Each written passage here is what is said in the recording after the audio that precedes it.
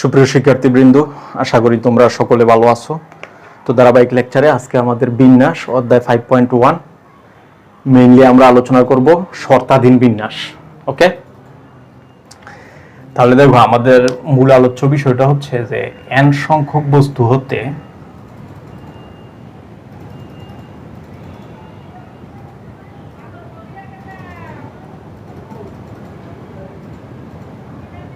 r সংখ্যক বস্তু নিয়ে বিন্যাস।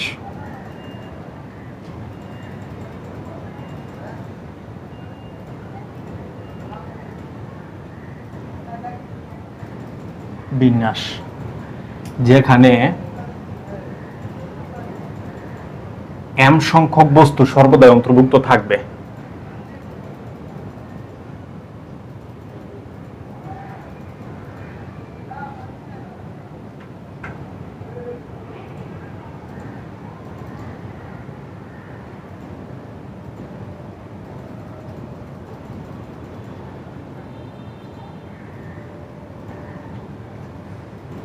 ওকে, এই হচ্ছে শর্ত।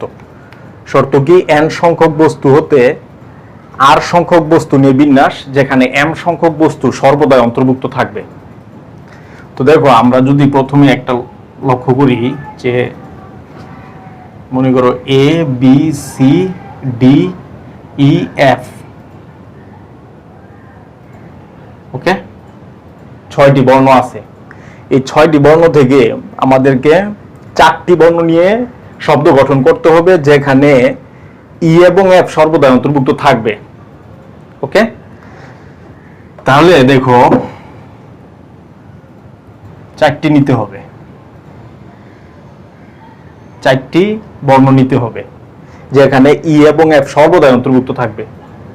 তাহলে ই এবং এফ কে আমাদের কি করতে হবে? আগেই নিয়ে নিতে হবে। এখন কথা হচ্ছে এই যে ই এবং এফ আমরা নিলাম, এই ই এবং এফ 4টা ঘরে তো মানে 4 ফ্যাক্টোরিয়াল উপায়ে বসতে পারে। ওকে, মানে 4p2 উপায়ে। দেখো আমরা কন্ডিশন হচ্ছে 6টি হতে 4টি নিয়ে, দেখো 4টি নিয়ে বিন্যাস। ওকে, 4টি নিয়ে বিন্যাস যেখানে ই এবং এফ, ই এফ সর্বদাই থাকবে। ওকে, ই এবং এফ সর্বদাই অন্তর্ভুক্ত থাকবে। তাহলে দেখো ই এবং এফ কে সর্বদাই যদি আমরা এই 4টা মানে অন্তর্ভুক্ত আগেই রেখে দিতে হবে, তো ই এবং এফ দ্বারা এই 4টি ঘর কয়ভাবে পূর্ণ হতে পারে? 4p2। ওকে, 4p2। তাহলে 2টা ঘর পূর্ণ হয়ে গেল মনে করো, বাকি থাকে কয়টা ঘর? 2টা ঘর। ওকে, তাহলে বর্ণ আমরা ইএফ কিন্তু নিয়ে নিছি, বাকি রইল বর্ণ কয়টি? 4টি। এই 4টি দ্বারা 2টি ঘর আবার কয়ভাবে পূর্ণ করা যায়? 4p2। ওকে, তাহলে এটা কিন্তু হচ্ছে মোট বিন্যাস। তো সিমিলারলি আমরা যদি মনে করো যে তাহলে এই ক্ষেত্রে আমরা কি পাইলাম? 4p2 into 4p2। তো আমরা যদি 5টি বর্ণ নিই, A B C D E F G, okay, 5টি বর্ণ হতে 4টি বর্ণ নিয়ে বিন্যাস যেখানে এফ জি সর্বদাই অন্তর্ভুক্ত থাকবে।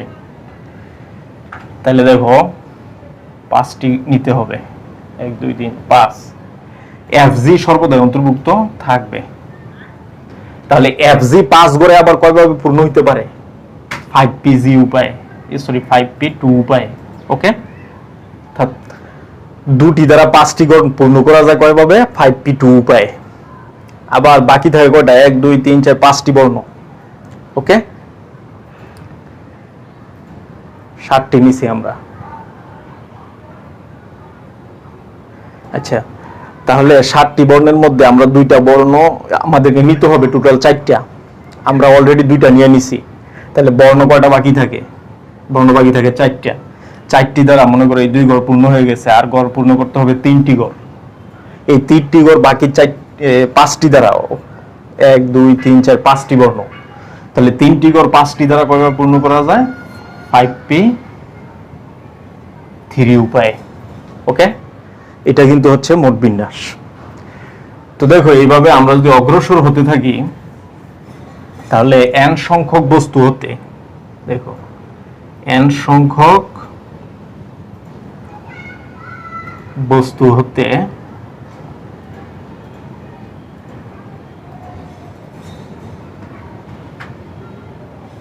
r সংখ্যক নিয়ে, ওকে, r সংখ্যক নিয়ে বিন্যাস, যেখানে m সংখ্যক বস্তু অন্তর্ভুক্ত থাকবে।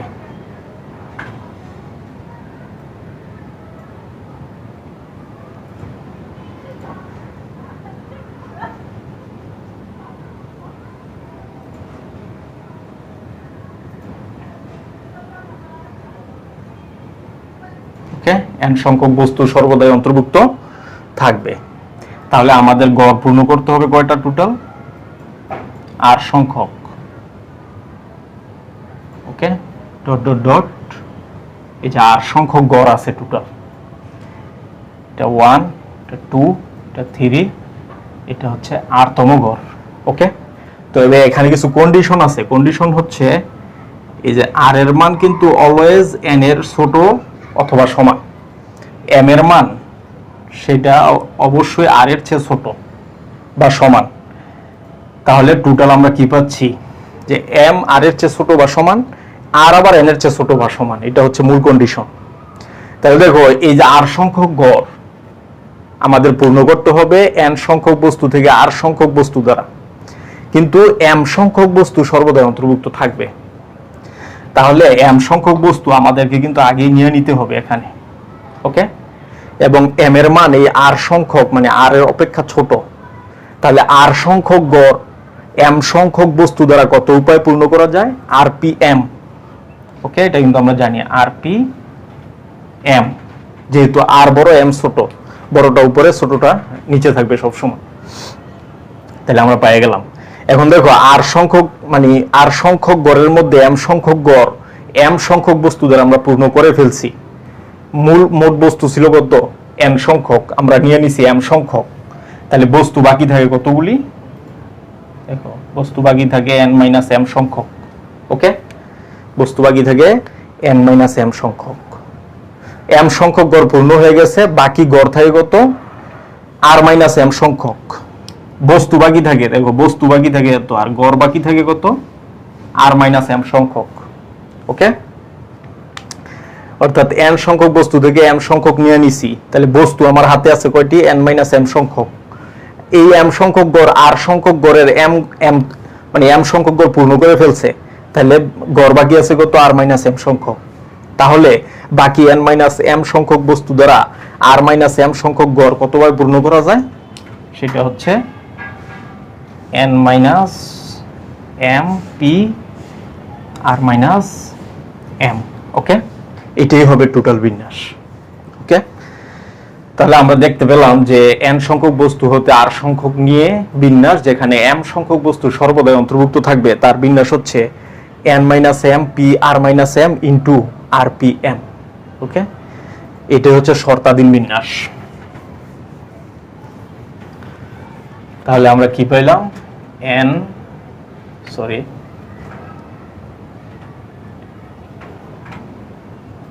m p r - m into rpm, ওকে, এটা হচ্ছে নির্ণয় বিন্যাস। তো দেখো আমরা যে একটা এক্সাম্পল দেই তাহলে তোমাদের বিষয়টা ক্লিয়ার হবে।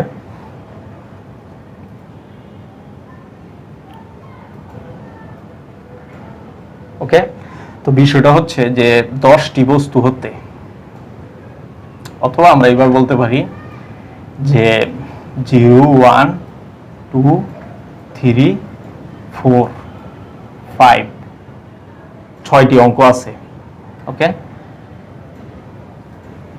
এই 6টি অঙ্ক হতে, ওকে, 6টি অঙ্ক হতে 4টি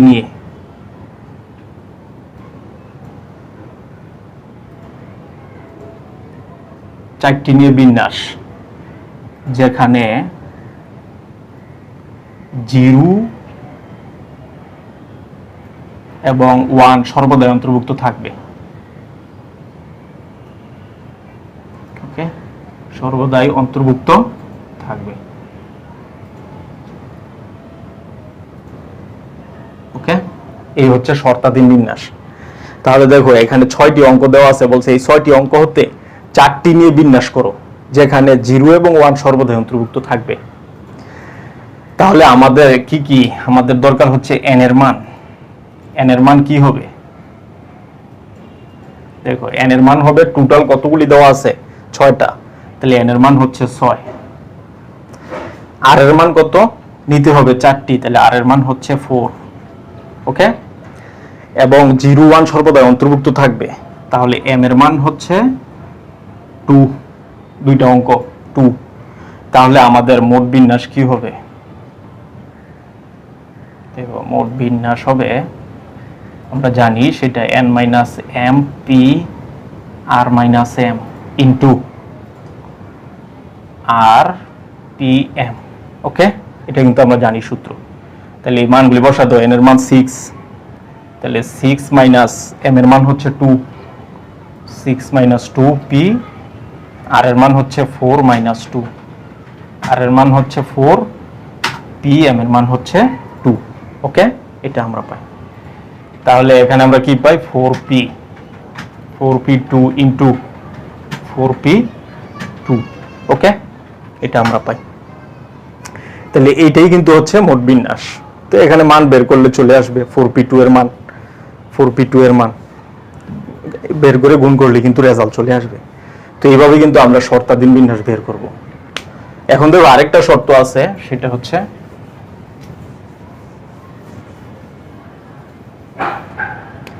n সংখ্যক বস্তু হতে r সংখ্যক বস্তু নিয়ে বিন্যাস যেখানে m সংখ্যক বস্তু কখনোই অন্তর্ভুক্ত থাকবে না। কখনোই অন্তর্ভুক্ত থাকবে না। ওকে, এটা হচ্ছে বিন্যাস। তার মানে আমাদের কাজ কি? n সংখ্যক বস্তু হতে r সংখ্যক বস্তু নিয়ে বিন্যাস করতে হবে যেখানে m সংখ্যক বস্তু কখনোই অন্তর্ভুক্ত থাকবে না। ওকে, এটা হচ্ছে আমাদের বিন্যাস। এটা হচ্ছে শর্ত, m সংখ্যক বস্তু থাকবে না। তাহলে দেখো আমরা যদি কিছু বর্ণ নিই, মনে করো a b c d e f g, 7টা বর্ণ আমরা নিলাম। এই 7টা বর্ণ থেকে 4টি বর্ণ নিয়ে বিন্যাস করতে হবে যেখানে a কখনোই থাকবে না। ওকে, তাহলে আমাদের নিতে হবে কয়টা? 4টা। ওকে, 4টা বর্ণ আমাদেরকে নিতে হবে যেখানে a কখনোই থাকবে না। তাহলে a যেহেতু কখনোই থাকবে না, একে আমরা আগে বাদ দিয়ে দিতে হবে। তাহলে বাকি থাকে কয়টা? 1টা 2টা 3টা 4টা 5টা 6টা। 6টি দ্বারা 4টি স্থান যত হয় পূর্ণ করা যায়, এটাই হবে অ্যান্সার। তাহলে এখানে কি হবে? 6p4।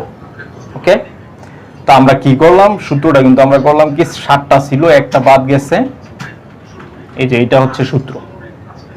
ওকে, সিমিলারলি আমরা যদি দেখি 0 1 2 3 4, 5টি অঙ্ক দ্বারা 3 অঙ্ক বিশিষ্ট কতগুলো সংখ্যা গঠন করা যাবে যেখানে 0 কখনোই থাকবে না। ওকে, তাহলে আমরা এখানে কি পাই? 3টা নিতে হবে আমাদের। ওকে, আছে কয়টা টোটাল? 5টা। 0 কখনোই অন্তর্ভুক্ত থাকবে না, তাহলে 5টাকে আগে, মানে 0কে আমরা আগে বাদ দিয়ে দিলাম। তাহলে কয়টা অঙ্ক বাদ গেল? একটা। এই বাকি 4টা থেকে আমাদের নিতে হবে কয়টা? 3টা। এই যে এটাই হবে মোট বিন্যাস। ওকে, তাহলে আমরা দেখতে পাচ্ছি যে যদি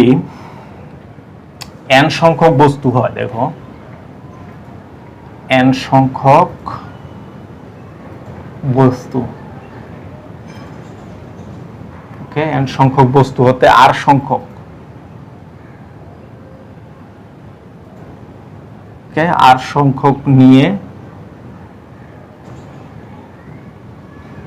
বিন্যাস যেখানে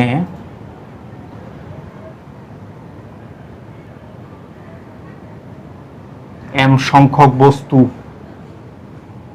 ওকে, m সংখ্যক বস্তু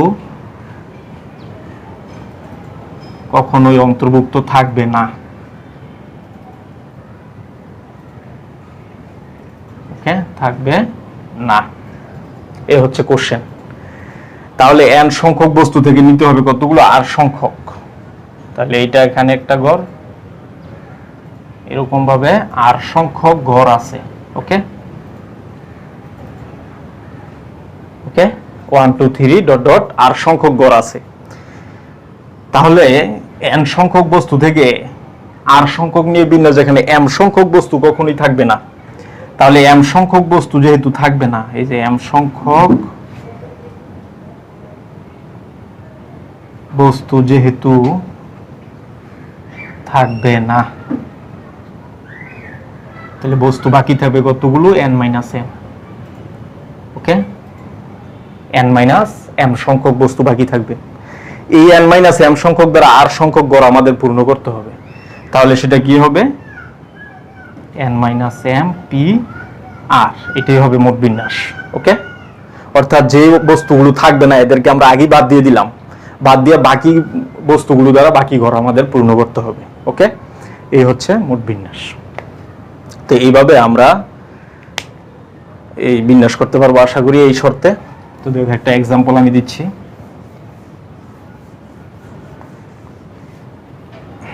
তাহলে আমাদের সূত্র কি, n minus m p r। ওকে, তো কোশ্চেন হচ্ছে, দেখো বলা আছে যে 1 2 3 4 5 6, ওকে 6টি অঙ্ক আছে। এই 6টি অঙ্ক থেকে 4টি নিয়ে কতগুলো সংখ্যা গঠন করা যাবে যেখানে 1 এবং 2 কখনোই থাকবে না। ওকে, তাহলে দেখো কোশ্চেন হচ্ছে এই 6টি অঙ্ক হতে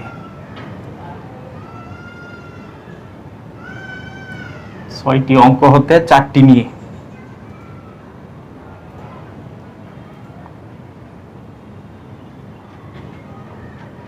বিন্যাস, যেখানে ওকে যেখানে 1 এবং 2 কখনোই অন্তর্ভুক্ত থাকবে না।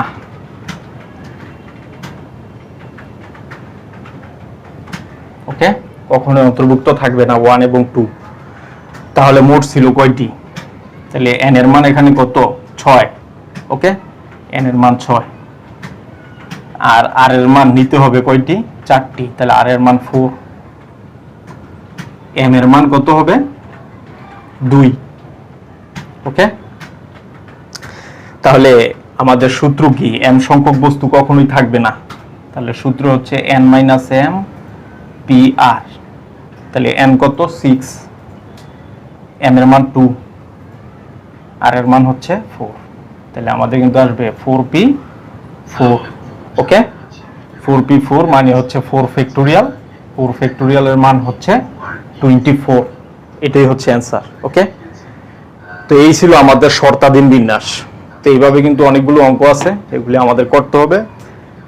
তো আজকে এই পর্যন্তই। আগামী ক্লাসে আমরা চাকরির বিন্যাস দেখব। সেই পর্যন্ত সকলের সুস্বাস্থ্য কামনা করছি। আল্লাহ হাফেজ।